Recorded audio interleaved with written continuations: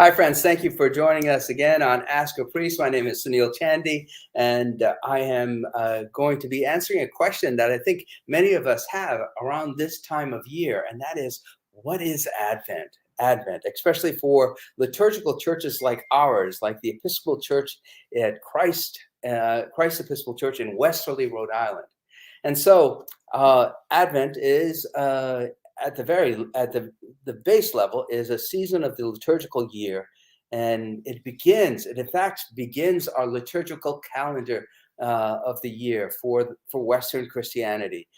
For churches such as the Roman Catholic Church, the Lutheran Church, and of course Episcopal Church, and so we break up the year uh, in seasons, and the first season is the season of Advent, which leads into the season of Christmas. And then from Christmas, we have the season of Epiphany, then Lent, then Easter, and then Pentecost. And then we restart it again from Pentecost to Advent. And so Advent is the beginning of the church year. And so it is a year or a season that's observed in most Christian denominations. And what characterizes this season of the year is that it's a time of expectation, of waiting, of preparation, right?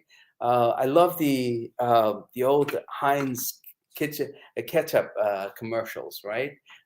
Where I don't know, I'm dating myself, but you had this ketchup, and there'd be a tune in the back, anticipation, it's making me wait, right? So Advent is kind of like that. It's anticipating something that's about to happen, anticipating especially the miracle of Christmas, the incarnation, a season in which we celebrate that God comes to dwell among us in humanity, among us us mortals, and God comes into the places that we're broken and makes it holy. And so this Advent time is a time to really lift up this idea of expectant waiting and preparation. And the name Advent comes from the Latin adventus, which means coming or arrival. And it's translating the Greek, which is the parousia, which in the New Testament is a term used for the second coming of Christ. Here's the thing I find so interesting about and inspiring about this season is that it anticipates the coming of Christ in many different ways. First, it's the anticipation of Christ as we all gather together, of Christ coming in the form of a child, in the nativity, the physical nativity of, we celebrate the nativity of Christ, the birth of Christ into our world. And so each year for over 2,000 years, the church remembers when Joseph, the father of Jesus, the surrogate father of Jesus, has this dream about from God that tells him that he is going to be married to Mary, and Mary will have a child, and it talks about Mary, the mother of Jesus, who has this child who's a virgin, but God comes to and creates this child to be born who will be the savior of the world. And we have the story of the wise men starting their journey from the east, and the innkeepers and so forth. It's about the reality that Christ is born into our world, and as we remember this nativity, this birth of Jesus, we remember that Jesus comes into a broken world, and so we understand also our own brokenness, even in the midst of our humanity, our broken humanity. Second, it anticipates the reception of this Christ into the heart of the believer. So people like me and you who are living 2,000 years later hear the story of God coming into this broken world, and we also realize that God continues to come into our broken world, and we just have to have eyes and ears in order to perceive God active in our life or incarnated in our life. So there's that second anticipation for the modern day believer. And then finally, there is this idea that an eschatological idea, and I'll unpack that word for you in a second, that awaits the second coming, that we anticipate that Jesus will return again, and Jesus will return in a time and place where God's kingdom will be firmly established on the earth among us mortals.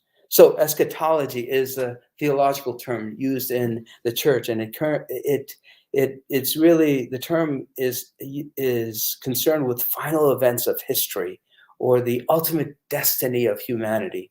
And the concept is commonly referred to as the end of time, at the end of the world. It's like eschatology talks about the end of things, and in the end of things, in the end of all of human history, what we Christians anticipate is a time when God would be present, so fully present among us, that we are in love with this God and in love with our neighbor in such a wonderful way that justice and mercy and love will be overflowing and joy will be overflowing. And so Advent is a time that anticipates all three, anticipates the birth of Jesus and the miracle story of that birth, anticipates the birth of Jesus in our hearts, and of course anticipates the second coming of Christ in a world that is ready and willing to accept the presence of God easily among us. And so there are wonderful practices around Advent. We have the Advent wreath lighting ceremony, and we have, for the 4 Sundays leading to Christmas, Advent 1, 2, 3, and 4, and then we have Christmas Day. We light a different candle for each as we move forward and move forward towards Christmas.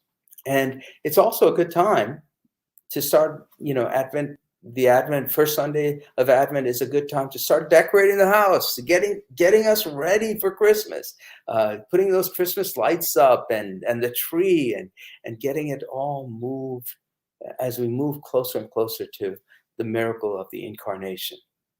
So I lift up this wonderful season to you. I hope that you will enjoy it and prepare your hearts and minds for God's coming into your life.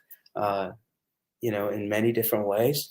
And I hope that you will go to church and start preparing your heart and mind for that coming. And if you are in Westerly, Rhode Island, or Stonington, Connecticut, or anywhere in Rhode Island, please do join us on Sunday morning to help prepare you and as you anticipate the coming of Christ. And of course, you could always watch online with us as well.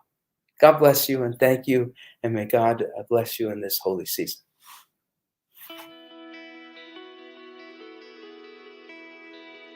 Thanks for watching. Did you know that you can join Christ Church from anywhere in the world? If you're feeling connected to what we're doing, email us today at communicate@christchurchwesterly.org.